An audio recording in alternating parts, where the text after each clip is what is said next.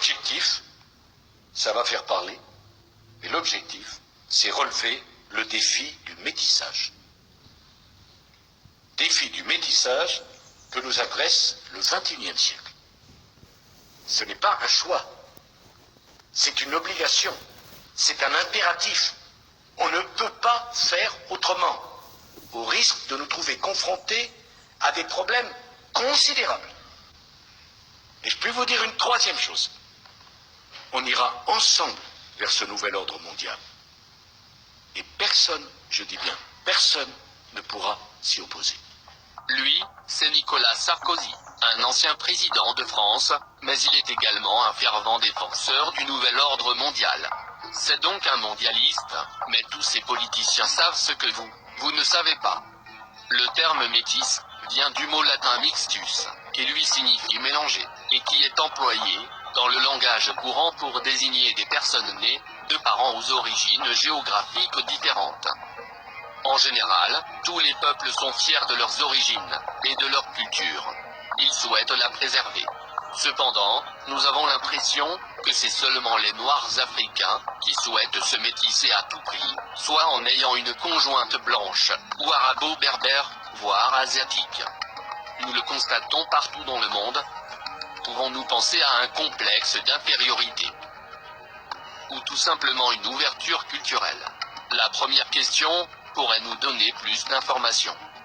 Vous constaterez que les autres communautés en général souhaitent que leurs fils ou filles se marient avec des partenaires de la même culture.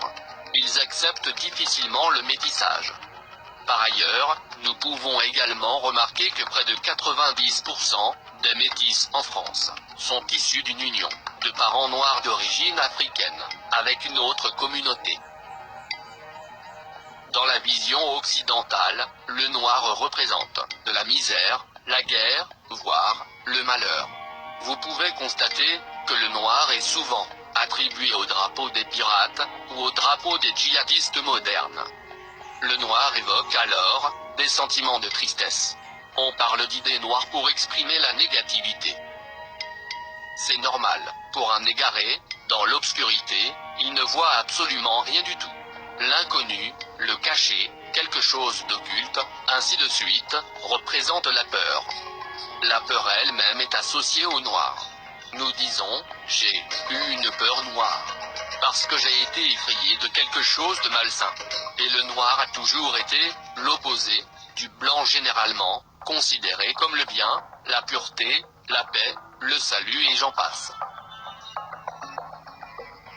En dehors de la zone d'influence de l'Occident, ce que vous appelez couleur noire peut avoir d'autres associations symboliques. Par exemple, en Égypte antique, le noir avait une symbolique positive. Dans la langue des pharaons, le verbe kem, qui est tiré du mot noir, veut dire mener à bien, s'élever à, accomplir, mais aussi être noir.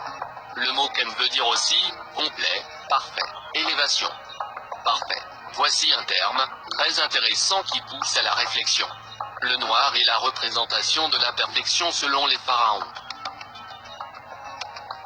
Cependant, sur un plan scientifique, voici la lumière visible parmi les différentes couleurs observées. Il n'existe aucune couleur appelée noire. Pourtant, vous voyez ce que vous appelez noir, en infrarouge ou en ultraviolet. Dans le domaine visible, le noir n'existe pas.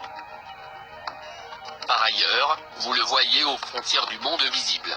Ce qui signifie que le noir est la transition des couleurs de ce monde visible au monde invisible ou intelligible. Vous remarquerez que lors des funérailles, nous portons des vêtements noirs. Le noir n'exprime pas la tristesse. En réalité, il représente l'élévation de l'âme. Toute couleur se traduit par une quantité électromagnétique. Par exemple, si vous faites une expérience en diminuant n'importe quelle couleur visible, vous aurez la couleur blanche, mais lorsque vous accentuerez cette même couleur, ou lorsque vous lui donneriez plus d'intensité, elle deviendra ce que nous appelons noir. Les termes accentués, intensifiés, augmentés, relèvent d'une élévation, ou une augmentation de l'énergie. Ainsi, tout corps qui cherche à développer son énergie afin d'atteindre sa valeur maximale électromagnétique, deviendra noir avant de passer à une autre dimension supérieure. Pour les plus sceptiques, nous vous invitons à faire vous-même l'expérience, étudier le spectre électromagnétique, calculer les longueurs d'onde de chaque couleur, et comparer ensuite leur fréquence à celle du noir et du blanc. Vous obtiendrez les mêmes résultats que nous vous présentons. La génétique, c'est le livre de la chair de l'histoire, et du rapport avec le Créateur. 97% de l'ADN est inactif, et seul 3% du génome est nécessaire à l'existence d'un être humain. La génétique nous révèle que l'homme blanc possède au moins 23% des gènes de l'homme du Néandertal. Il faut savoir que Néandertal comme Cro-Magnon étaient des cannibales. L'homme noir quant à lui est le seul être à 100% humain. Si donc, le noir est composé à 100% humain, alors, il est aussi le seul être à ressembler à 100% à l'image du vrai Créateur. Il n'est pas surprenant que ceux qui connaissent cette terrible vérité essaient de l'occulter par tous les moyens. Le noir est haï, parce que ceux-là qui le haïssent savent parfaitement qu'ils ne sont pas faits à l'image du vrai Créateur. Cette guerre qui vise à modifier l'ADN se fait par la nourriture, les médicaments, les vaccins, les vêtements, la culture, la fausse religion, ainsi de suite. De tout temps, les Africains éclairés savaient parfaitement que lorsque vous voulez détruire un pays, vous n'avez pas besoin de faire des guerres sanglantes. Il vous suffit de détruire son système éducatif et d'y généraliser la corruption.